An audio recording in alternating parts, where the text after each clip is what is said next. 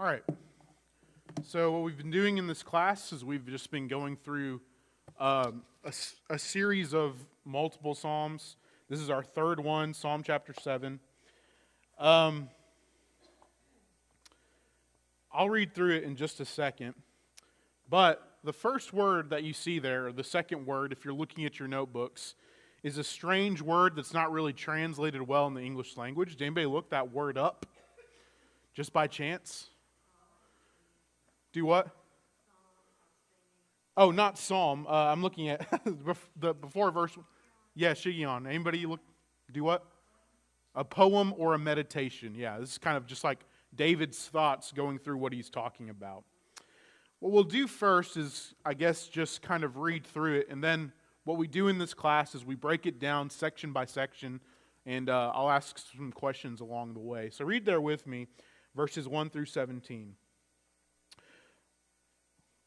Well, let me start with that heading there. A meditation of David, which he sang to the Lord concerning Cush, a Benjaminite.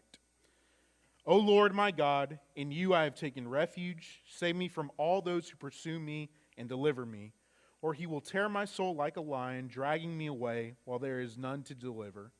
O Lord my God, if I have done this, if there is any injustice in my hands, if I rewarded evil to my friend, or if I have plundered him without cause was my adversary, let the enemy pursue my soul and overtake it. Let him trample my life down to the ground and lay my glory in the dust. Salah, which we know later on means like a pause. Verse 6, Arise, O Lord, in your anger, lift yourself against the rage of my adversaries, and arouse yourself for me. You have appointed judgment. Let the assembly of the peoples encompass you, and over them return on high.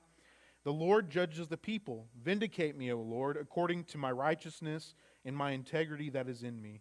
O let the evil of the wicked come to an end, but establish the righteous. For the righteous of God tries the hearts and minds. My shield is with God, who saves the upright in heart. God is a righteous judge, and a judge who is and a God who has indignation every day. If a man does not repent, he will sharpen his sword. He has bent his arrow and made it ready. He has also prepared for himself deadly weapons. He makes his arrows fiery shafts. Behold, he travails with wickedness, and he conceives mischiefs and brings forth falsehood. He has dug a pit and hollowed it out, and he has fallen into the hole which he made. His mischief will return upon his own head, and his violence will descend upon his own people. I will give thanks to the Lord according to his righteousness, and I will sing praise to the name of the Lord Most High. Okay, so the psalm is, like I've kind of already mentioned, it's just meditations of David where he's going through a tough time. We are going to try to speculate what point in David's life when he's saying these things. We'll get to that by asking this first question. Who is this about? Who is this Cush guy that you read about in the title of the psalm? So it's the first question that we're looking at. Who is the Cush guy? It is before verse 1. First and foremost, do what? He was a Benjamite. Yeah, that's the answer, right? He's from the tribe of Benjamin. What? Do what? Possibly Saul's father, because his name was Kish, right? Kish, Cush, pretty similar. Saul was from the tribe of Benjamin, okay?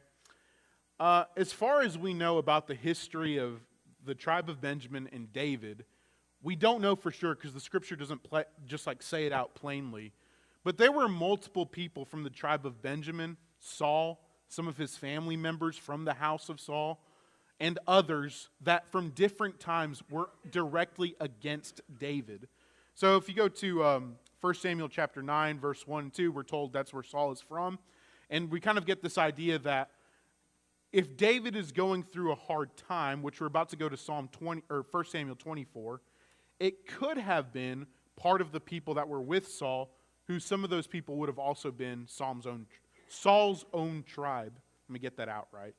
So if you go to 1 Samuel chapter 24, 1 Samuel chapter 24 and verse 9. You probably know that context pretty good.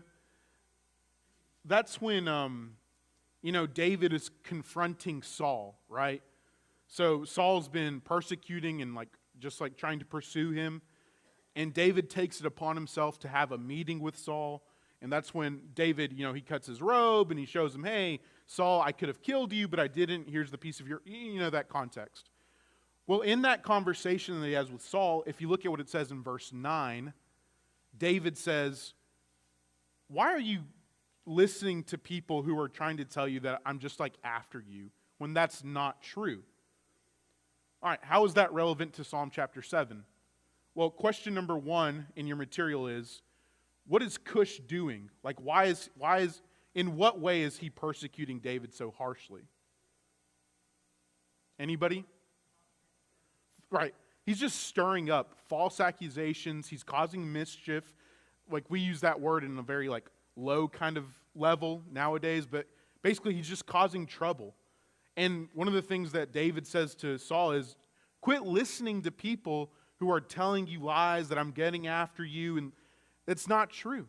So adding all of these things together, it's possibility that, we know for a fact that Cush is from the tribe. Was he related to Saul? Was it around this time period when David was writing this? Maybe. We don't know for sure, but we're going to speculate on that tonight, okay? And like I said, I can't say this for certainty. If anybody ever wanted to chime in about that, feel free to, but that might be around the time period. Maybe when he's fleeing from Saul and he's just spilling out his heart. So part of the reason we also think that, if you look at verse 1 and 2, he is clearly in a place of really great distress, right? And we know he was like that when he was running away from Saul. And Saul's trying to kill him, that's right. Okay. Keith did a good job of sectioning out to the chapter. Verses 1 through 2, it's David crying out to God, God, I need your help, especially now, because the people who are after me, they're like lions and they just want to tear me apart. It's kind of funny that David says, the people who are after me are like lions. I think what Keith was getting at is this was something that David had to fight against growing up.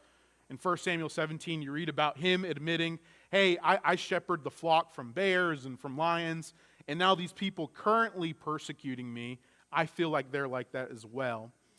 I want y'all to think about this for a second, though. The majority of people that are in front of me, most of y'all are older than me, a lot of y'all are parents and things like that.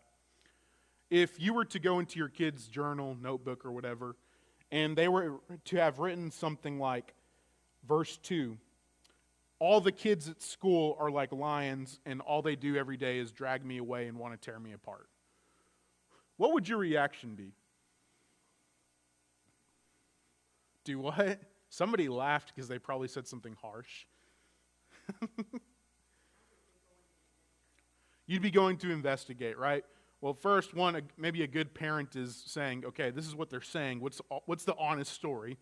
But you're going to do something, right? And what I think I see here in David is that he at least has the spiritual level where he's at, spiritual maturity, to be like, I'm in a really tough spot. I'm not going to try to figure this out on my own, but I'm going to plead to God as if he were my father, right? And he's expecting God to react as if he was a father, at least, or a righteous judge, as we'll get later on. Who's going to stand up for you when somebody is doing something to hurt you? A lot of times it's loved ones, it's family members. David is expecting God to respond in turn, if that makes sense. So maybe the first challenge is do we even have the mindset of David, where when I'm pressed hard, am I even thinking about going to God, or am I not, simply because I don't have that relationship with him, right? That's one of the first things I want you to draw out from there. Questions or comments about verses 1 and 2? Pretty straightforward. Okay. Verses 3 through 5. What I really like about what David is saying, David is being very honest about his innocence, is he not? And it's not so much he's even saying that, hey, I'm just so innocent, but he's saying it in the way of, if I have done something to cause this, then just let it happen. let justice take its course, and I'm just going to receive everything that I've sown. I'm going to reap what I've sown. But David he's not saying that. He's saying, I feel like I'm free, basically. If you go to Job chapter 31, you don't have to turn there, but Job chapter 31, the whole argument of Job 31 is Job responding to his friends' accusations, saying, no, I haven't lusted after virgins, I haven't been an adulterer, I haven't been an idolater. And he's basically saying at the end of Job 31, man, I just wish I could talk with somebody, a righteous person, so they would understand me. If you've ever been accused of something, whether it's been right or wrong, think about the way you respond. Hopefully we're not lying to ourselves, but think about the way you respond. Are you responding with I know I haven't done something wrong, but if I have, let this be upon me. Let it happen. Or are you constantly fabricating stories, lies to try to defend yourself? That's not what David did. That's not what Job did. If you go to Luke chapter 19, I actually don't know which one that one is. Luke chapter 19. Why did I write that down?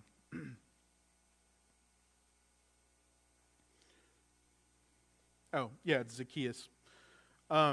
Zacchaeus pretty much said the same thing, right? Luke chapter 19, verse 8. Then Zacchaeus stood and said to the Lord, look, Lord, I give half of my goods to the poor. So he's stating you can tell that I'm trying to do righteous things by being charitable. But he says, if, in verse 8, and if I have taken anything from anyone by false accusation, I restore fourfold. I'm willing to take whatever it is that I've done wrong and restore that back, take whatever justice it is. And I think that's something really admirable of people who live in truth, people who are trying to do what's right. You're not fabricating lies, you're not stealing from people. The alternative is, if you go to Luke 23, you don't have to turn there, but you know the story well. If you have done something and you are guilty, be honest about it. Because in Luke chapter 23, when the robber is there hanging next to Jesus, he finally comes to himself, and guess what he says? Hey, other robber, why are you mocking Jesus? We deserve to be here, and he doesn't. So when he is being accused, or when he comes to himself, he's just honest about it.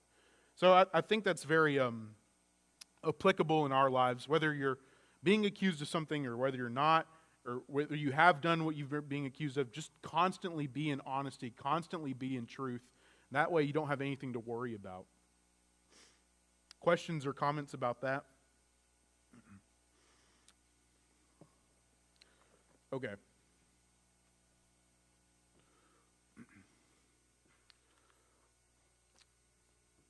Verses 6 through 11. Look at question number 9. I'm not going to spend a lot of time talking about this section right now because this section, I think, is the focus of application for us as Christians. But I'll just kind of ask this. One of the things that David asks for, okay, I'm getting all this hate thrown at me, all of this persecution. He asks God to vindicate him. What does it mean when we're asking for vindication?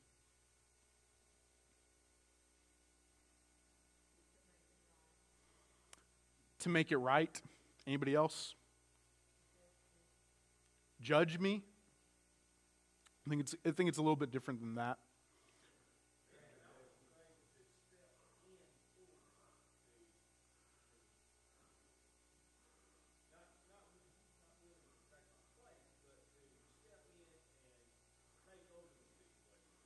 Right. What?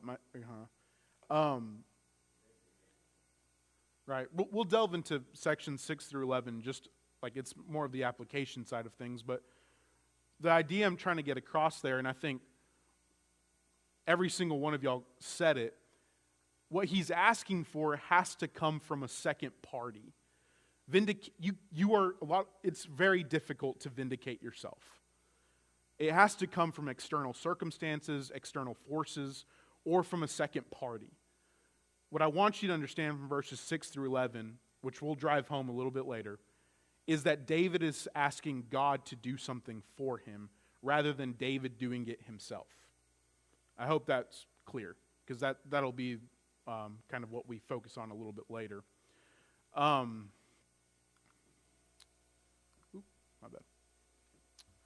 bad. Verses 12 through 16.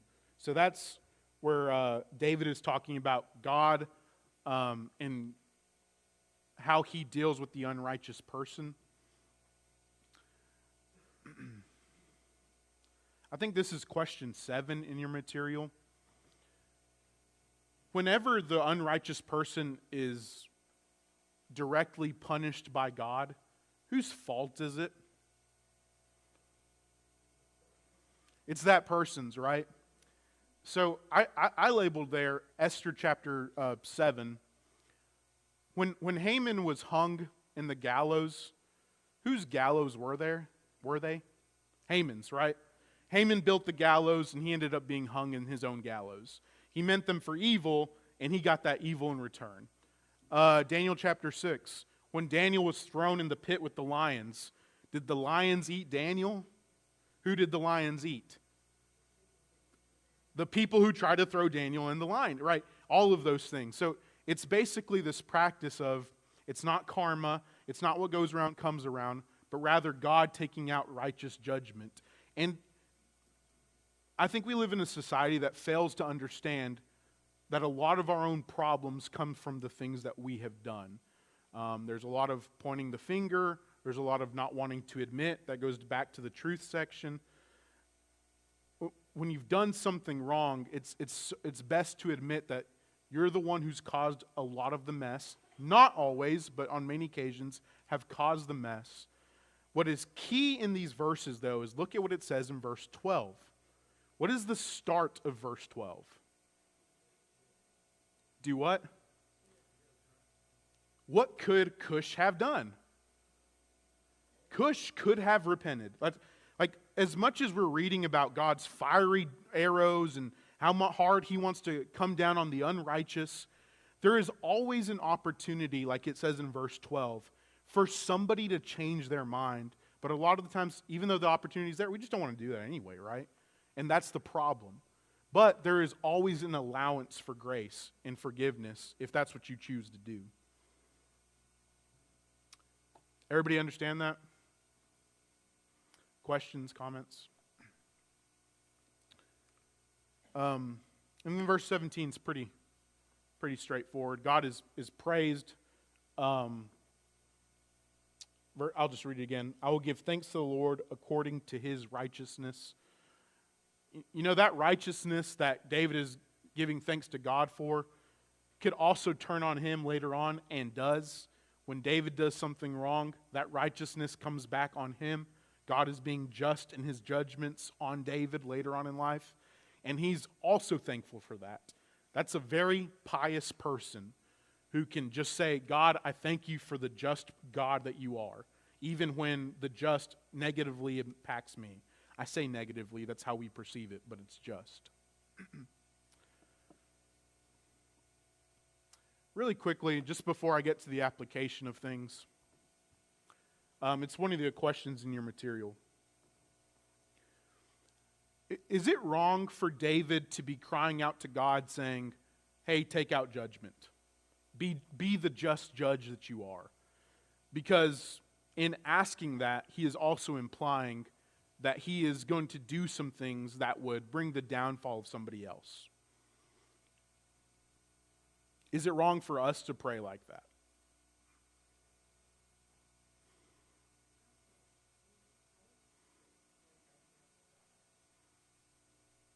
Right? The problem isn't with expressing ourselves to God, but what we do when we express.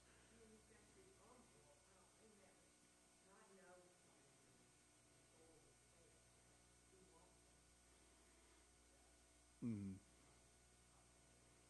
Mm-hmm.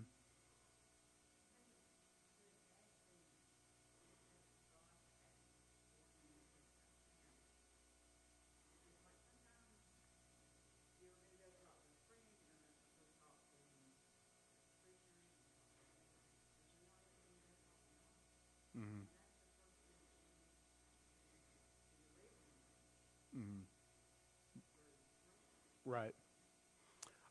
So Miss Regina just said you ought to be talking to God for him to do it on your behalf and not going to other sources. Not that going to a friend, elder, preacher is bad, but going to God, who's the righteous judge.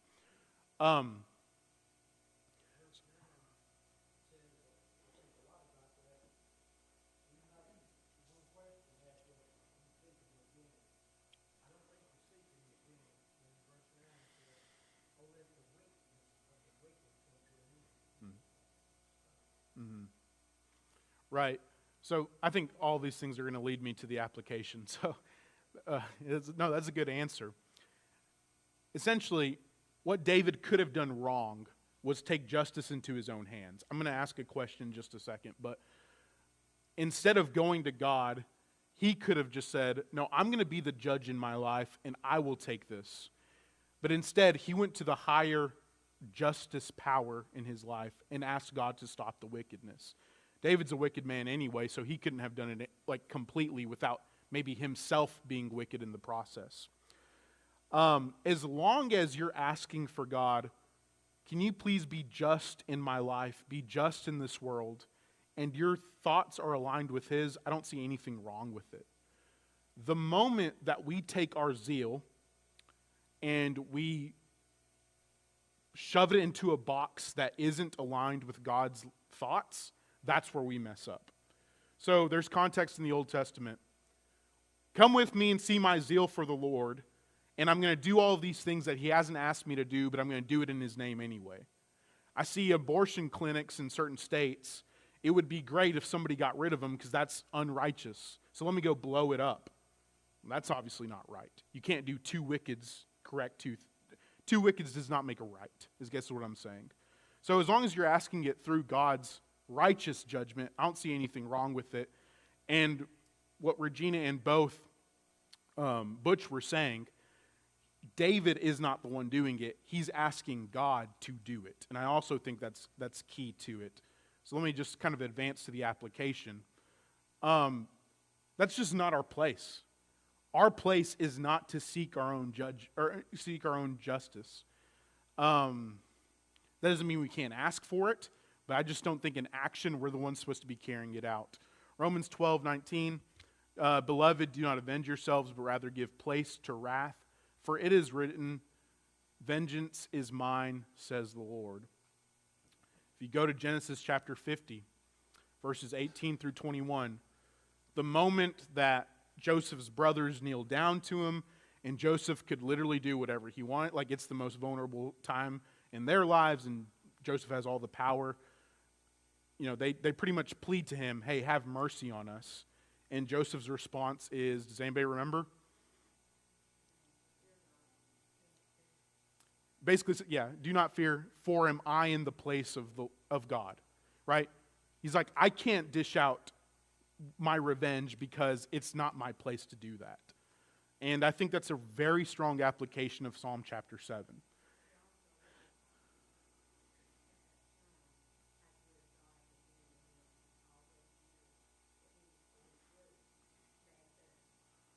Right.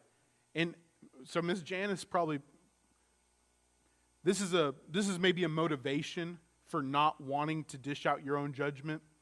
Yes, bad things have happened to you, but God has been good to you. If you can remember some of those times, you may be less inclined to dish out your own vengeance. Let me ask this question. I do want some answers, and this is why I'll explain why I do want some answers. Just speculate for a second. What could have David done instead of asking God for help, pleading to him? Not all at once.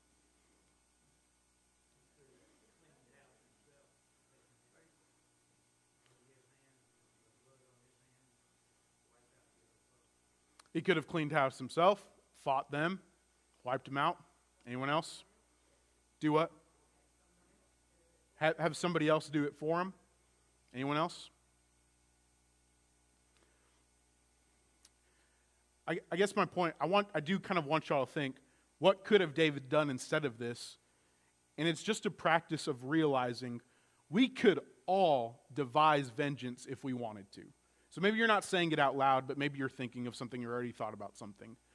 Don't kid ourselves in thinking, oh, I'm not going to do that. I'm not capable. I'm not petty to do all those things. You know, this doesn't have to be just straight up killing somebody who's harmed you. It could be even lower things than that. It could be saying something behind somebody's back because, you know what, that's what you want to do. That's what's going to make you feel good in the moment. Slandering, cutting down, whatever it is. We could kid ourselves thinking, I'm not that petty. I'm a little bit more mature than that. But I guarantee you, all of us could devise vengeance if we wanted to. And I think Psalm chapter 7 is a great application, a great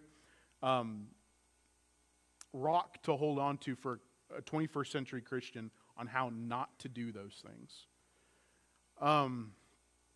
That's one of the applications of this.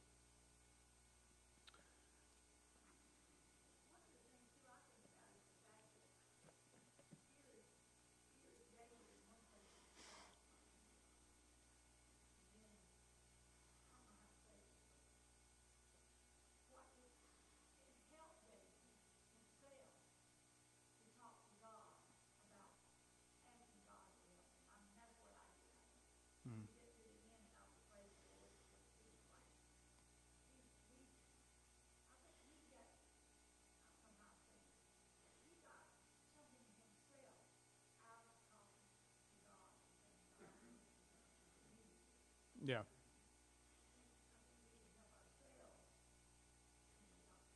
Right.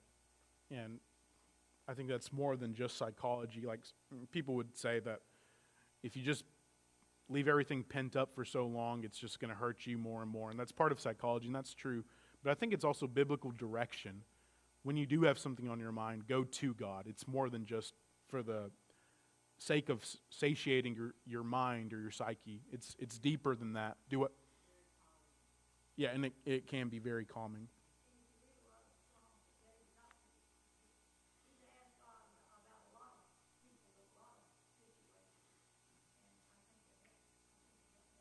Right.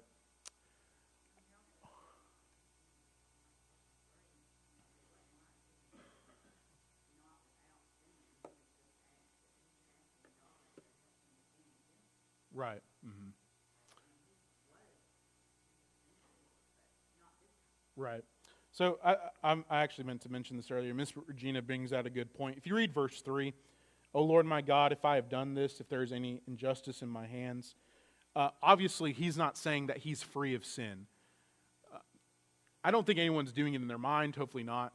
That we're taking this as far to say like, well, if I'm asking God for this, it's basically because I'm as pure, as clean as could be. Like we're all with sin. David's just saying in this specific instance, I haven't done anything to cause the persecution that has happened to me. Right? I haven't done anything unjust to bring it on myself. Right, and that's a good point. Really quickly, I'm sorry, Kenitha, go ahead.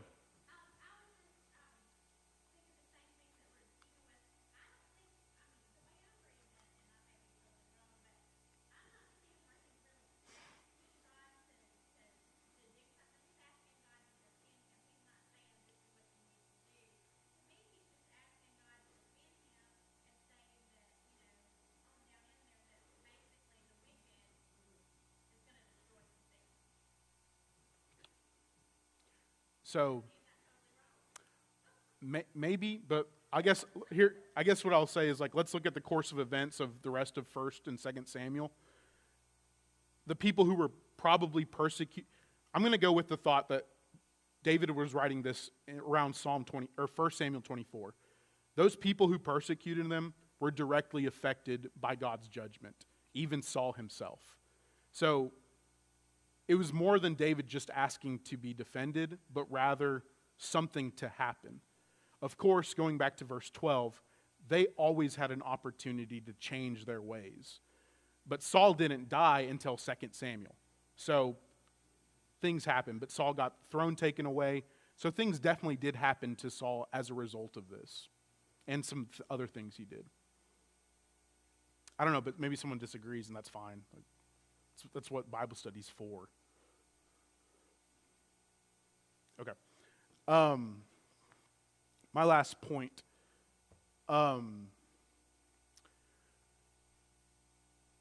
Like a lot of times we're hesitant to talk about doubts and fears. if this is in the timeline of 1 Samuel 24, around there, 8 chapters earlier, David already knew he was king. He had already been anointed for the first time. He gets anointed 3 times, but that was the first time he was anointed. So he already knew he was king. So what does he have to fear that all these people are chasing him if he already knows that God's got his back? You kind of see how in David's mind, he could have had all the stability in the world knowing God had already anointed him, but yet he's still scared. I think that's okay because we're human to have those doubts and fears, even though we know what's right, as long as we take those doubts and fears and take them to God. We express them to him. My case in point is Luke chapter 7. After we're already told that John the Baptist has already proclaimed Jesus, he's already said, hey, Jesus is the one to come, I can't loosen his straps of his sandals, all those things. And then in Luke chapter 7, he is very vocal when he's like, I'm going to send 2 messengers to Jesus, and I'm going to ask him, hey, are you really the one? Because I'm having some doubts right now. And that's in Luke chapter 7. Instead of outright doubting, outright cursing God, outright saying that Jesus wasn't the one, he took his doubts and his message straight to the source, Jesus, to ask him, hey, are you really the one? I think one of the applications you can take away from this is it's okay to express your doubts and fears, especially if you're addressing them to God. In fact, I think that's what you're supposed to do. We don't always have to be so hesitant to do that.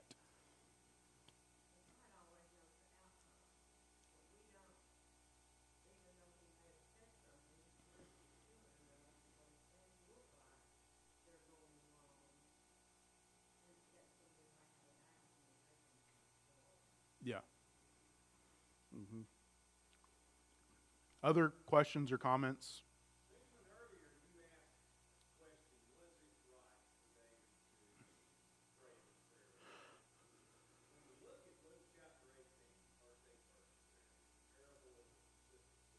Mm-hmm.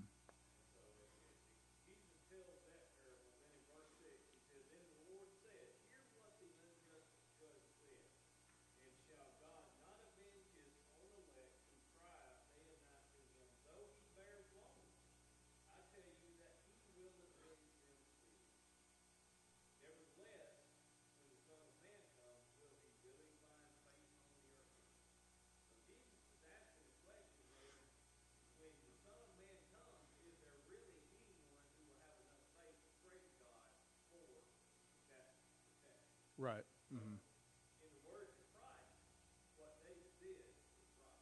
Right. Mm-hmm. I hope I made that clear in different ways, but that's a straightforward example also. I'm sorry, I think I cut somebody off. I'm sorry.